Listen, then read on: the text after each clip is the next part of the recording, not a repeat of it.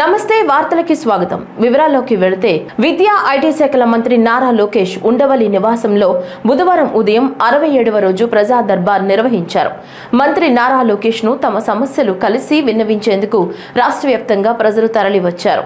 ప్రతి ఒక్కరిని స్వయంగా కలిసిన మంత్రి వివిధ సమస్యలపై వారి నుంచి అర్జీలు స్వీకరించారు.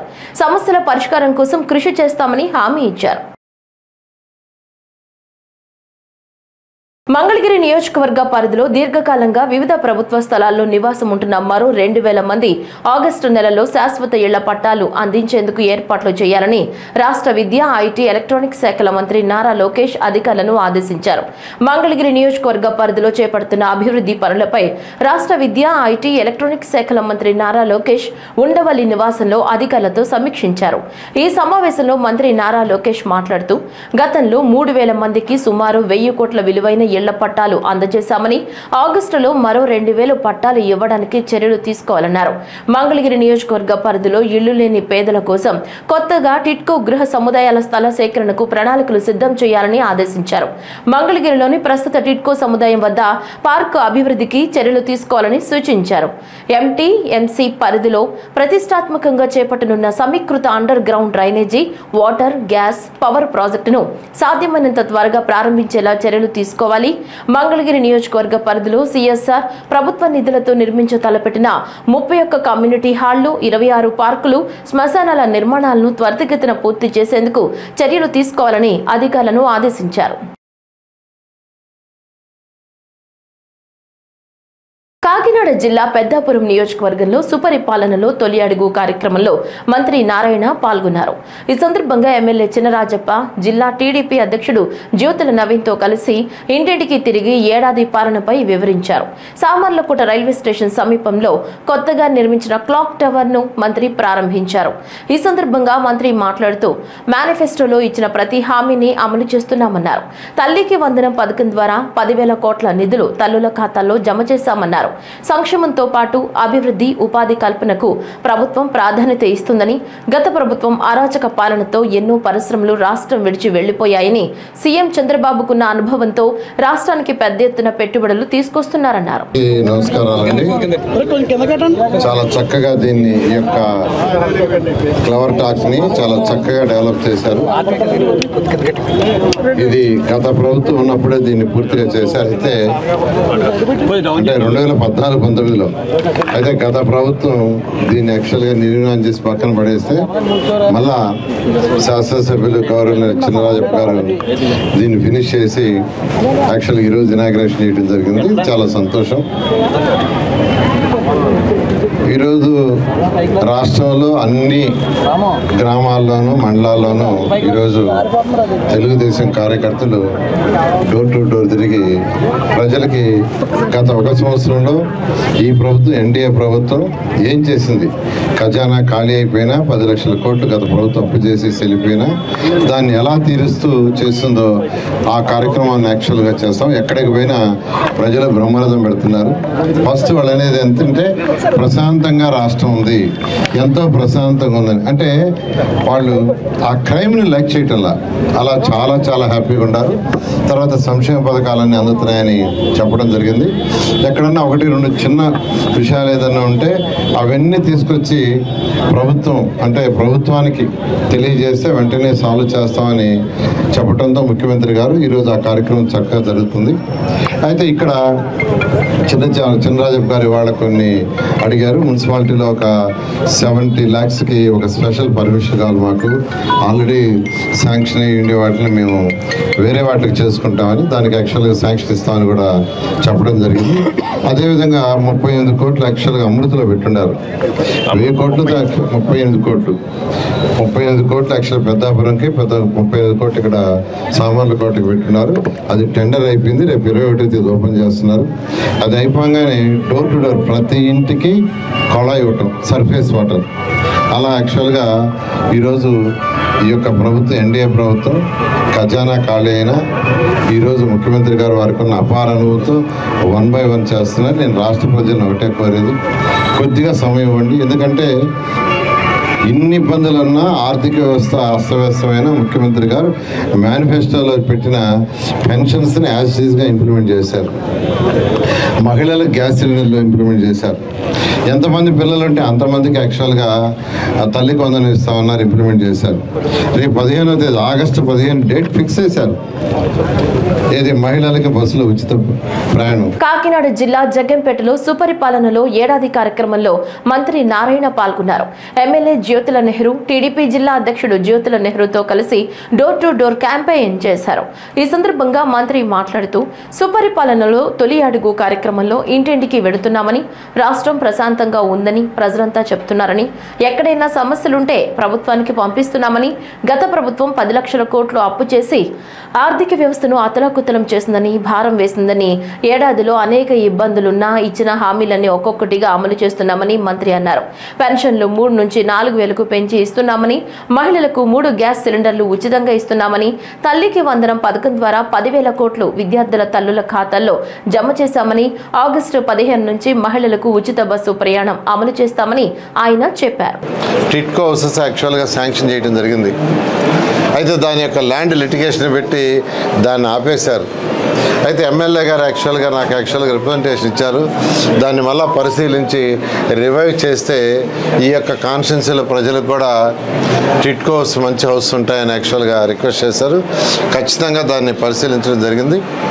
ఈరోజు ఏదైతే మా పార్టీ అధినేత ముఖ్యమంత్రి గారు ఆదేశించిన ప్రకారం రాష్ట్రంలోని అందరు ఎమ్మెల్యేలు, అందరు ప్రజాప్రతినిధులు, మంత్రులు గారు అందరూ కూడా ఈ ఒక్క సంవత్సరంలో మనం పడిన ఇబ్బందులు, మేనిఫెస్టోలు ఏదైతే చెప్పామో అవన్నీ ప్రజలకు వివరించమని చెప్పడం జరిగింది.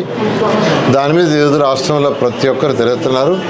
మాకు మంత్రులు కూడా కొన్ని కాన్స్టిట్యున్సీస్కి కంపల్సరీగా పోవాలి, ప్రతి ఒక్కరికి 10 నుంచి 15 కాన్స్టిట్యున్సీ వేశారు. ఆ నేపథ్యంలో యాక్చువల్గా ఇవాళ నేను ఈ కాన్స్టిట్యున్సీకి వచ్చాను. ఇప్పుడు 4 o'clock నుంచి యాక్చువల్గా కొన్ని ఇళ్ళు నేను కూడా తిరుగుతున్నాను. అయితే ఎక్కడికి పోయినా ప్రజల స్పందన అనూహ్యంగా ఉంది.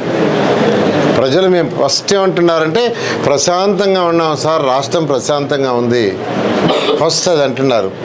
తర్వాత పథకాలు మాకు అందుతున్నాయి అంటున్నారు. ఎక్కడన్నా చిన్నవి ఉంటే అవన్నీ కూడా తీసుకుని ముఖ్యమంత్రి గారు ఒకటే చెప్పారు, అవన్నీ ప్రభుత్వానికి ఇవ్వండి, ప్రభుత్వం అవన్నీ యాక్చువల్గా సాల్వ్ చేస్తుందన్నారు. కాకినాడ జిల్లా పెద్దాపురం పట్టణంలో ఎమ్మెల్యే చినరాజప్పతో కలిసి సుపరిపాలనలో తొలి అడుగు కార్యక్రమంలో పట్టణాభివృద్ధి పురపాలక శాఖ మంత్రి పొంగూరు నారాయణ పాల్గొన్నారు. ఈ సందర్భంగా మాజీ మున్సిపల్ చైర్మన్ సూరిబాబు రాజు నివాసంలో ఏర్పాటు చేసిన సమావేశంలో మంత్రి మాట్లాడుతూ గత ప్రభుత్వం చేసిన అవకతవకలతో ఆర్థిక శాఖ మొత్తం చిన్నాభిన్నమైందన్నారు. జగన్ సర్కార్ 10 లక్షల కోట్ల రూపాయలు అప్పు చేసి వెళ్లిందని, ప్రజలు కట్టే పన్నులన్నీ అప్పులకు వడ్డీలు కట్టడానికి సరిపోతుందని, ముఖ్యమంత్రి చంద్రబాబుకు ఉన్న అపారమైన అనుభవంతో రాష్ట్రాన్ని ముందుకు తీసుకువెళుతున్నారని, ఎన్నికల మేనిఫెస్టోలో ఇచ్చిన హామీలను తూచా తప్పకుండా అమలు చేసుకుంటూ వస్తామని, వివిధ కేటగిరీల్లో ఉన్న పింఛన్దారులకు 1వ తేదీనే పింఛన్ డబ్బులు అందిస్తున్నామని ఆయన చెప్పారు. మహిళలకు సంవత్సరానికి 3 గ్యాస్ సిలిండర్లు ఇస్తున్నాం. తల్లికి వందనం పథకం ద్వారా 67 లక్షల మంది పిల్లలకు 10,000 కోట్ల రూపాయలు తల్లుల ఖాతాల్లో జమ చేశాం. ఆగస్టు 15 నుంచి రాష్ట్రంలో ఉన్న మహిళలందరికీ జిల్లాల్లో ఉచిత బస్సు ప్రయాణం అమలు చేస్తాం. నారాయణ ఎమ్మెల్యే చినరాజప్పతో కలిసి సుపరిపాలనలో తొలి అడుగు కార్యక్రమంలో పాల్గొన్న పట్టణాభివృద్ధి పురపాలక శాఖ మంత్రి నారాయణ చంద్రబాబు నాయుడు ముఖ్యమంత్రి అయిన తర్వాత, కూటమి ప్రభుత్వం ముఖ్యమంత్రి అయిన తర్వాత నేను 2014లో ఒక హామీ ఇచ్చాను.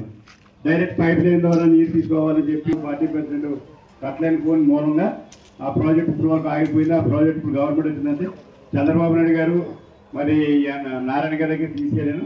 ఆ ప్రాజెక్ట్ ఇప్పుడు పైప్ లైన్ ద్వారా ఏలేరు నుంచి మనం గోదావరి అనుకున్నాం, ఏలేరు నుంచి వేళ ప్రాజెక్టు చామలకోట, పెద్దాపురం, పెట్టాపురం, కాకినాడ.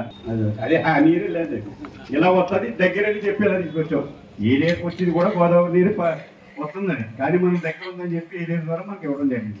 అందులో మనకి 1,000 కోట్లతోటి ఈ ప్రాజెక్ట్ 4 మున్సిపాలిటీలు 1000 కోట్లు వచ్చాయి. అలాగే మనకి అది ప్రాజెక్ట్ అయిపోయిన తర్వాత పైప్ లైన్ బాగుండాలి కదా.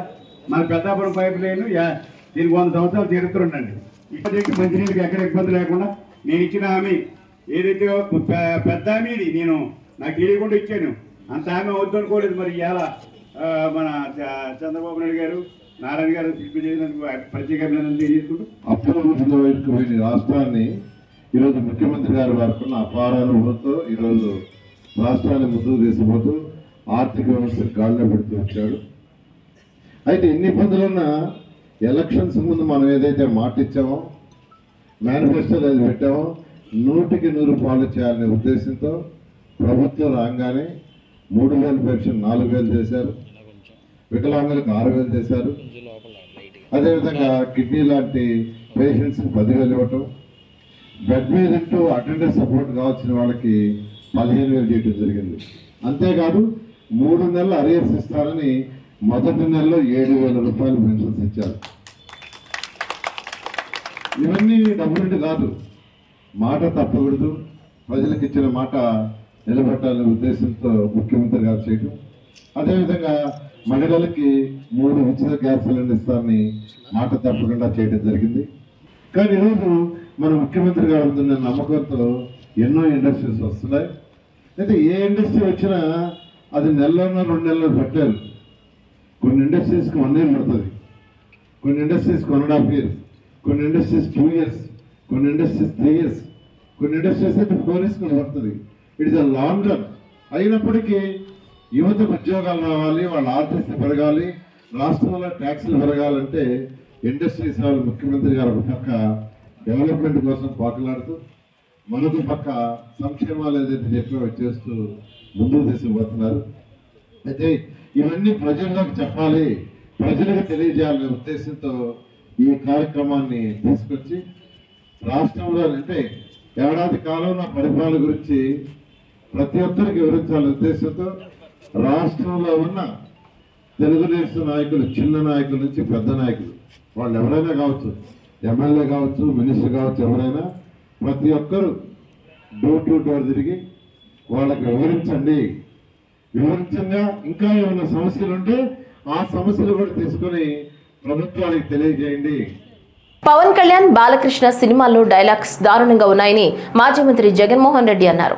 ఈ సందర్భంగా మాట్లాడుతూ సినిమా డైలాగ్స్ ను పోస్టర్లుగా పెడితే ఇద్దరిని రిమాండ్ కు పంపారన్నారు. ఇబ్బందిగా అనిపిస్తే సెన్సార్ బోర్డు ఎందుకు పర్మిషన్ ఇస్తుందని జగన్ అన్నారు.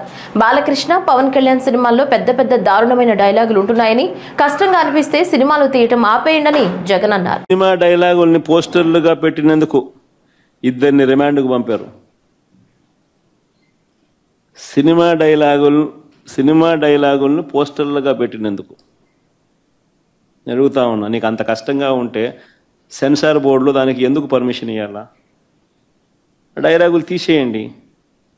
ఇంకా బాలకృష్ణ సినిమాలు, ఆ పవన్ కళ్యాణ్ సినిమాలు చూస్తే ఇంకా పెద్ద పెద్ద డైలాగులు కనిపిస్తాయి. నాకు ఇప్పుడే ఇక్కడికి వచ్చి ప్రెస్ మీట్కి ముందు శ్రీహరి నాకు చూపించినట్టు కొన్ని డైలాగులు, ఆ సినిమా డైలాగులు, వాళ్ళ సినిమా డైలాగులు చూస్తే ఇంకా దారుణమైన డైలాగులు. నీకు డైలాగులు నచ్చకపోతే సెన్సార్లు తీసేయండి. సెన్సార్ బోర్డు ఎందుకు పర్మిషన్? సెన్సార్ బోర్డు ఉండేది ఎందుకు? అంతేగాని ఆ సినిమా డైలాగులు సినిమా వచ్చిన తర్వాత, రిలీజ్ అయిన తర్వాత ఆ సినిమా డైలాగులు, ఆ సినిమాలో మంచి పాటలు ఉంటే ఆ మంచి పాటలు అవన్నీ న్యాచురల్గా ప్రసిద్ధి చెందుతాయి. ఆ సినిమాలో మంచి పాట ఏదైనా ఉంటే ఆ మంచి పాట పాడినా తప్పే అంటావు. ఆ సినిమాలో ఏదైనా మంచి డైలాగులు ఏదైనా వీళ్ళకి నచ్చితే ఆ నచ్చిన డైలాగులు వీళ్ళు పోస్టర్లుగా పెట్టినా తప్పే, వీళ్ళు మాట్లాడినా తప్పే, వాళ్ళు చేసిన యాక్షన్లో వీళ్ళు చేసినా తప్పే. ప్రజాస్వామ్యంలో ఉన్నామా లేదా అన్నది నిజంగా ఆలోచన చేసుకోవాలి మనం అంతా. వీళ్ళకి వచ్చే నష్టపోయింది. అదే సినిమా డైలాగులు రాసుకున్నాడు, పాట పాడితే పాడినాడు, డైలాగులు కొడితే కొట్టినాడు. వీళ్ళకి వచ్చే నష్టమైంది అంటాను నేను. గుమ్మడికాయలు దొంగంటే భుజాలు తడుముకున్నట్టుగా ప్రతిదీ కూడా వాళ్ళు ఏమన్నా కానీ నిన్నే అన్నట్టుగా నువ్వెందుకు బాధపడతా ఉండవు?